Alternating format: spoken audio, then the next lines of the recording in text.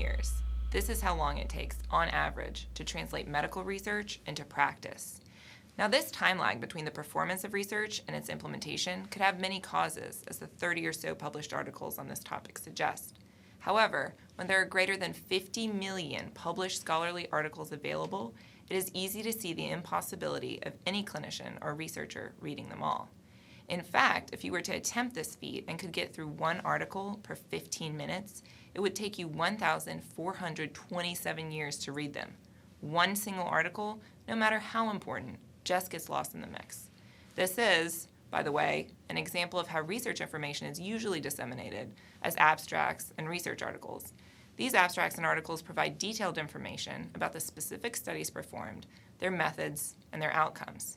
Certainly, if I want to have the best information about a study, if I want to judge how well conducted that study was, or whether I should implement its findings, I would want to turn to this primary source to make those decisions. But most of the time, I wouldn't even get to the point of accessing this article. Why would I? I'm not an infectious disease specialist or ophthalmologist. While the Ebola outbreak was newsworthy, why would I be interested in seeking out this specific article about the virus? Anyway, before I read this article, I would need some background on Ebola to understand it. I would need to read articles that precede it to really get what element of new it adds. I would need to make a significant time investment. I would need to be really interested. The truth is that I did access this article, and I did read it. What was it that so captured my interest? So, I'm going to make a confession to you all. I'm sort of a lecture junkie. When I have time, I go to lunch lectures as frequently as I can, even if I'm not invited. Usually I try to brush it off like, the free food got me, to maintain my air of being just like everyone else. But if Papa John's happens not to show up, I'm one of those 10 people hanging around the nearly empty lecture hall to hear about the mechanism P. falciparum uses to infect red blood cells and cause malaria, or the rising cost of healthcare, or depression rates in LGBT adults. Well, I went to one lecture earlier this year that really stayed with me. It was the Flexner Dean's Lecture Series on April 8th. I was sitting on the left side of this big 200-person medical school lecture hall, about halfway from the top, with a boxed chicken salad sandwich in my lap and a cold bottle of water under my seat, which were getting jostled because there were just so many people at this lecture that I kept on having to move out of the way as every seat slowly got taken. Had I not been invited and diligently RSVP'd to this lecture, I definitely wouldn't have been able to stay.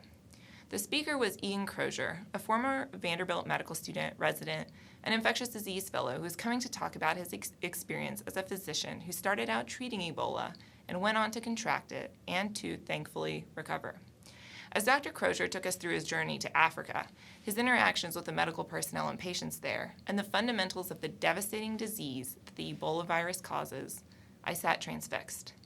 When he began talking about his own experience with the illness, his fear that he waited for his own blood test results, his hope as he was airlifted out of Sierra Leone, and his month-long oblivion as he became sicker and sicker at Emory's Medical Center, I was moved. I transiently forgot about my free chicken sandwich, and a knot formed in my throat. Equally emotionally was his recovery, a miracle that still left him much weaker than he was before. Maybe it shouldn't have mattered, but his story made the medical sequelae of his illness so much more salient to me. There are pretty much 3 reasons I read research articles. Most commonly, I'm looking for the answer to a specific question that I have encountered in my clinical studies, and I read the article that answers it. I also read the seminal papers in the fields I'm interested in, as recommended by colleagues or mentors. And lastly, I browse high-impact journals like the New England Journal or JAMA for articles that catch my eye.